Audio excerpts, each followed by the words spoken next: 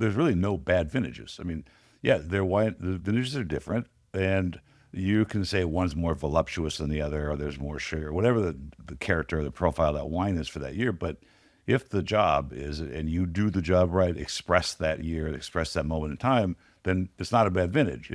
And you should be able to taste that. And so going back to what we tasted last night, that even after 35 years of doing this, that was the oldest still wine I'd ever tasted. That's 1945. Oh yeah, oh yeah, yeah. I mean, that's a unique experience for all of us. It's unbelievable. Even for me, I mean, this is a vintage that I don't taste quite often. There is only like 60 bottles left. So that's why I wasn't on the price list when Norway gives. No, it's a treasure that we have been able to keep and to save for decades now. And that's very interesting for us because it reflects, first of all, that the white wine from this specific region has an ability to age, which is just fantastic. I mean, it wasn't necessarily youthful. It shouldn't be. It's 80 years old. I kept thinking that while I was sitting there, I was almost speechless. Like, this is 80 years old. I mean, and it had plenty of life. Yeah. There was plenty of acid, and it didn't even have any oxidation, really. It just had mellowed and turned into what it was.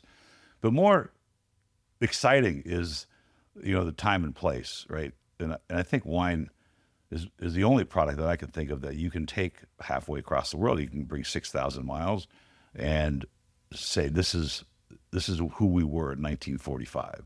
Yeah. There's nothing else that can do that. And the vintage was considered as probably among the very best vintages of the last century. I mean, right. And the reason is probably because we didn't do much to achieve right. that. Like there was no people, no mans to work the field on that specific year.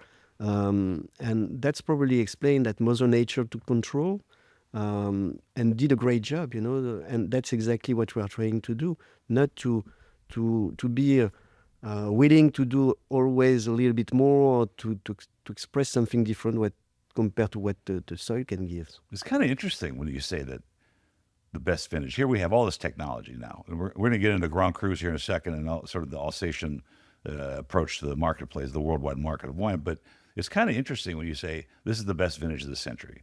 Of course, the Bordelais like to say that all the time, but whatever. We didn't have all the technologies. It's kind of like going back to the monks of Burgundy, identifying these small hectare parcels of land that produced, a particular style of Pinot Noir than others. And without all the chemicals, without all of the refractors, without all the things it takes in today's marketplace. But we still come up in 1945 with what might be considered one of the greatest wines of the century. Yeah. And I wonder, isn't that fascinating that it is, of course. We really didn't need all this stuff. Yeah, and probably because the style of the wines was a bit different too.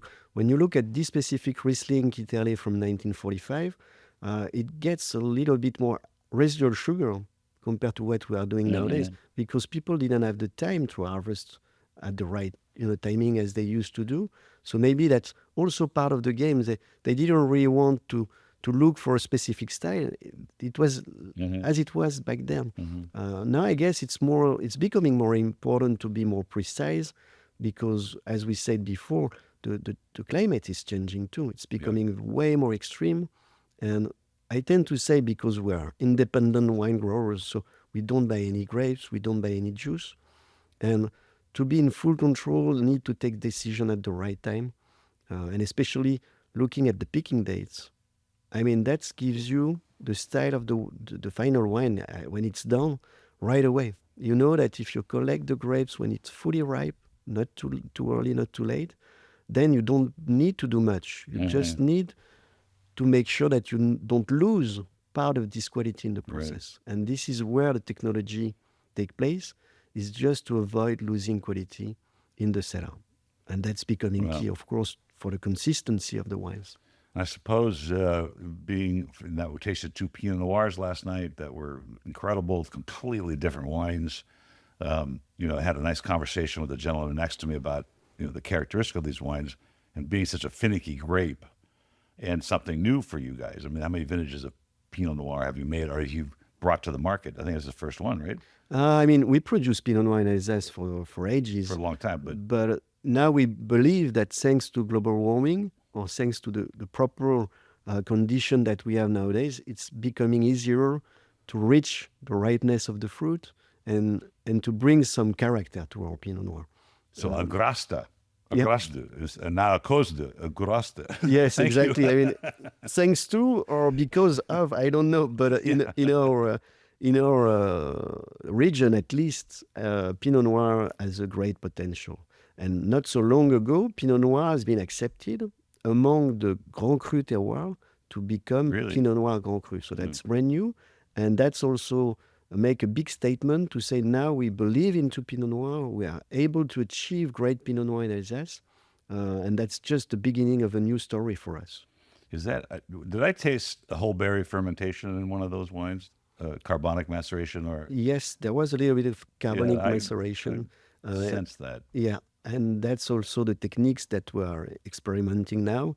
And I mean, the key for success is very simple. You want to reduce the yield in the first place. So you manage your vineyards in a way that the vines doesn't produce much, but highly concentrated juice. And then you need to get influenced by the people who are doing that for way longer than us right. to get the right recipe in the cellar. But it's very exciting for us. You know, Pinot Noir is the only red varietals that we are able to use in Alsace into the appellation system. So we have the only chance that we have to produce a red one is to use Pinot Noir.